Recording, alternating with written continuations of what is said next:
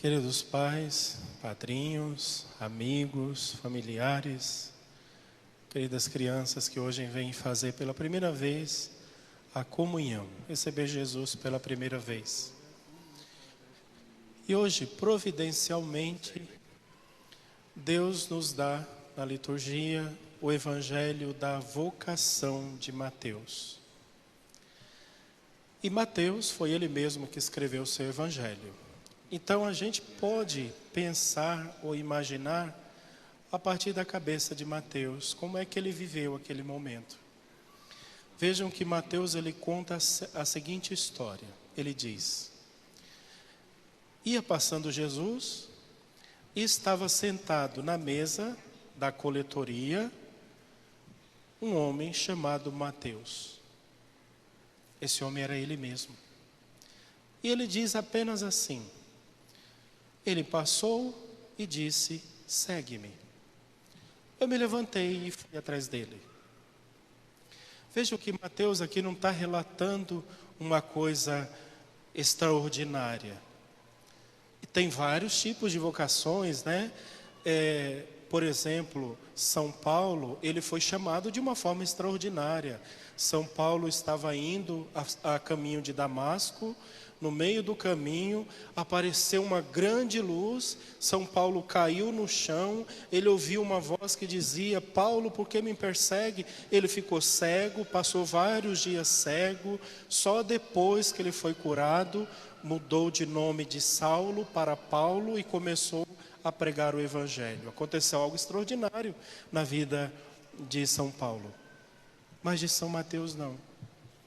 Ele foi chamado, levantou e foi embora. Mas Mateus estava sentado aonde? Ele estava sentado no seu lugar de trabalho, que também era a sua fonte de pecado. Ele era cobrador de impostos. Ele roubava do Império Romano, por isso ele era muito rico, e roubava do seu povo também, porque ele era judeu. Ele era um judeu vendido para o império.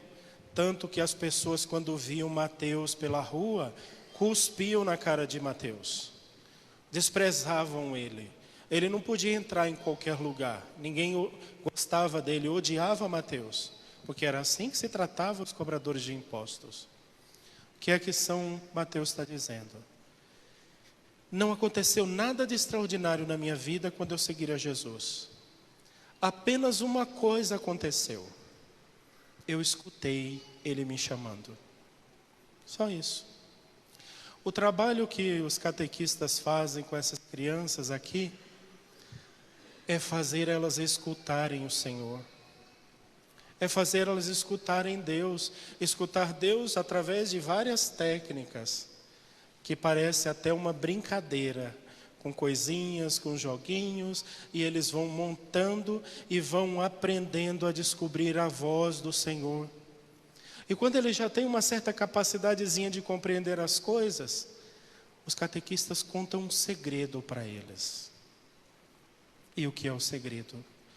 É justamente aquele momento em que Jesus chama. Mas tem uma outra característica muito importante da vida de Mateus que a gente precisa aplicar à nossa vida.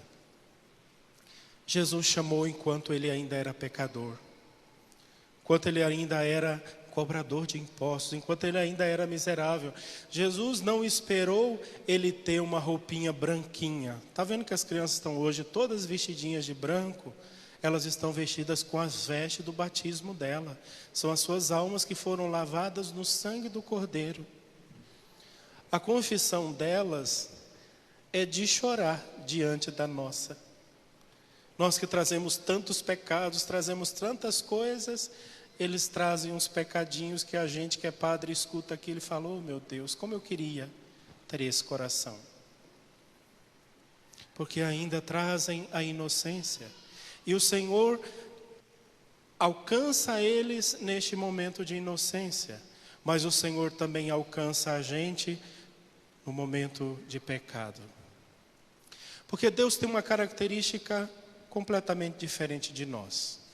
Tem dois tipos de pessoas que Deus se atrai profundamente. Um tipo de pessoa que Deus se atrai São os corações puros, como o deles aqui. Santa Teresinha, que foi chamada à vocação monástica quando ainda tinha 4 anos de idade. São João Bosco, que desde criancinha já sonhava com a Virgem Maria e ele dizia, eu quero ser padre, desde que nasceu. Deus tocava os corações dos inocentes e ele se sente extremamente atraído pelos inocentes. Mas Deus tem um fraco. Ele também ama os pecadores. Não só ama os pecadores, ele é apaixonado pelos pecadores. Os pecados movem o coração de Deus, de tal maneira que ele deu o seu Filho único para morrer por nós, dar a vida por nós. E o que moveu o coração do Pai foi a miséria daquelas pessoas. É por isso que mais tarde, quando ele chamou Mateus, ele foi até a casa de Mateus e se sentou na mesa de Mateus, fizeram uma refeição, um almoço, conversaram, estava ali um monte de pecadores. Aí quando os fariseus viram que Jesus estava sentado com um monte de pecador, disse, olha aí, ele está sentado com esse bando de gente que não vale nada. Como que ele vai sentar com essa raça? Ele não é profeta, ele não sabe quem é esse povo sujo, esse povo imundo. Aí Mateus gravou uma frase e essa frase a gente também tem que gravar no coração. Mateus disse assim, eu ouvi ele falando, ele disse, quem precisa de médico é um doente. Quem é são não precisa de médicos. E ele veio para os doentes. Eu sou doente. Ele veio para mim. E o que é que cura um coração doente, transforma e faz ele um coração convertido? O que cura é o amor. Quando a pessoa se sente amada por Deus, querida por Deus, escolhida por Deus, desejada por Deus, Deus me amou, Deus me quis, Deus me buscou, e quando ele olha para aquele amor constrangedor e absurdo, e o tanto que ele ama, o tanto que ele é amado por aquele Deus, aí ele muda profundamente o seu coração e começa a dizer como aquele filho pródigo, eu vou voltar para casa, porque na casa do meu pai tem comida em abundância. Eu vou voltar para casa porque o meu pai é bom. Eu vou voltar para casa porque o meu pai me acolhe, meu pai acolhe até os empregados e os escravos.